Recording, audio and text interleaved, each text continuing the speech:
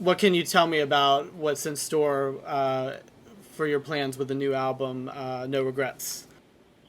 You know, it's got a little bit of everything. It's got a little bit of old R&B sound, some of the new R&B sound, and then, of course, it's Alfred. Has arrived. Perfect. Alfred's here. Okay. Hi, Alfred. How's it going? Good. How are you? I'm doing great, thanks. So it was the two of you, right, that actually were the original two members of All-4-One? Oh, actually, well, no. All of Okay. us are the original members. Alfred and I grew up together and then we met Jamie at a talent show in Lancaster. And about 2 months after that, Jamie called Alfred and I to do some radio station jingles, and we did that for a very local radio station that actually doesn't exist out here anymore. It got gobbled up. Oh, okay, yeah, like a lot of them. Yeah, and then after that, Jamie called probably about a month after that and said, "Hey, I met a producer in church and said if we learn this song called So Much in Love, we might be able to get a record deal if they like us." And then we met Delius at a karaoke contest at a fair. We were all trying to win some money, and that's we're the four original members of the group. So it was a producer from a church, you said, that recommended doing the old time song "So Much in Love." Yes, they had he and the record label president. Sorry, they knew that "So Much in Love" would be a hit, and they just wanted to find a group that would sing it, and that was us. We kind of were at the right place at the right time. Okay, now I had read that Alfred, when you and Tony were growing up, that you did some barbershop type quartet singing. Was that true, or was it something different? Or yeah, no, that's true. We actually at our local city where we lived at, we would go to different venues and do our barbershop thing, and then we eventually got to the talent contest over there at AV College over here in Lancaster, California.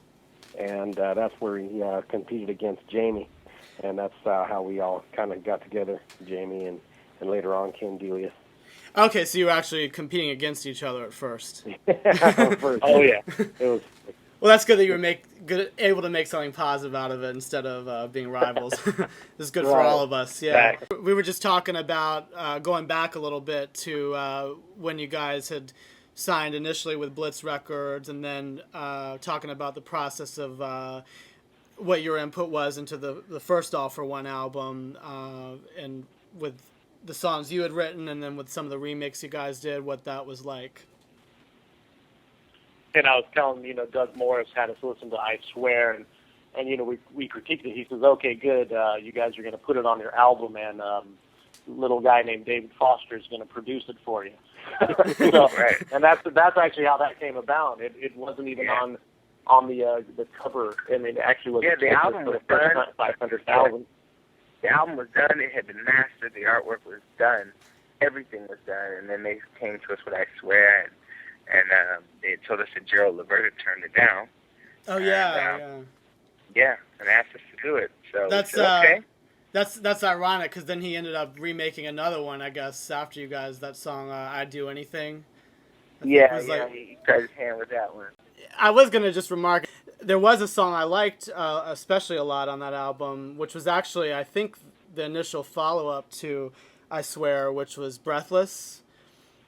Yeah, and I think that was one that you guys wrote, right? Or even you, Jamie, wrote, I think. I don't remember. Yeah, exactly. that was a song that I had written. I was fortunate enough to be able to write half of the record. Yeah. And that was definitely one of them. It was a follow-up, and it did well in some markets. It was just, it didn't go as well in all of the markets, but for the most part, it did all right. Was it kind of hard, I guess, to balance some of the... I don't know. I mean, I think no artist likes to categorize themselves, but to kind of balance maybe the type of music that I Swear might have fallen into at the time versus a more, straight ahead, like soulful R&B track like Breathless. I guess people might have been expecting one thing and then, hearing something else. Like I said, it's funny. I mean, if you go back to the All-4-One, the first record, and you listen to the whole record and listen to every song except I Swear, because that was the album. Yeah. I Swear wasn't on the album, and the album always kind of had R&B undertones to it, you know, and of course some pop things too. But I swear it was, you know, it was straight 100% pop song, you know, because it had been converted, you know, from a country song. And so that one song alone gave the whole album more of a pop. Yeah. I don't want to say appeal, but kind of gave the album a more of a pop title. There was an album you guys did. I don't know if you did it overseas or if it was just for the overseas market, called Split Personality. Yeah. Yeah. Was that? Yeah, it was just for Asia. Okay. And yeah, because like I said, you know, we've been going over there a lot and still touring and whatnot. And the one thing I will say is our Asian fans have been so good to us over the years, like always constantly supporting us and bringing us over. And you know, like I said, there's always a lot of music in us. And at the time, we didn't feel that record, you know, like I said, it just wasn't right yet, because it was, of course, kind of like this record, very melody-driven and things of that nature. And when we released that, you know, the Dirty South hip-hop sound was still really big for all records, whether it was pop records, whether it was R&B, whether it was rap. It was like they all had the same beat, you know, and that's just not what we were doing. Yeah. So how did you guys decide to do the old For Real song, You Don't Know Nothing? Because I was really surprised when I heard it. I was listening to the CD, and I was like, I recognize this song, and I had to go back and really think. I was like, oh yeah, there's a reason I know this. You know, it was that group For Real in the 90s.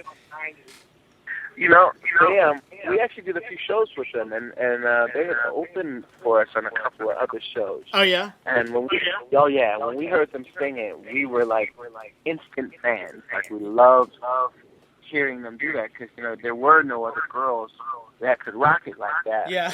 With the acapella, and, you know, singing bass and the whole nine. They were really cool.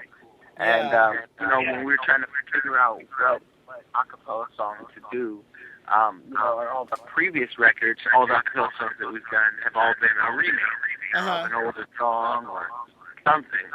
And we were trying to decide between, I had worked up the arrangement of God Bless the Child, and it was kind of cool. And it was, you know, we were thinking about, okay, do we do that one, or do we, you know, do something different? And Billy called me one day and said, hey, do you remember For Real? I said, of course I remember For Real. We used to wear this CD out on the bus. Yeah. And he's like, you know, I just happened to run across Don't Know Nothing on YouTube, their old video. It'd be cool if we did that. You know, it's a girl song, yeah, but, you know, it would be cool to hear guys do it. And lyrically, just a straight-up love song. It's not really, you know, I love you, girl, I love you, guy type of love song. Right. Where it's like a universal song that, you know, anyone can sing. And the main thing was just arranging it for us, which was a lot of work, but it paid off.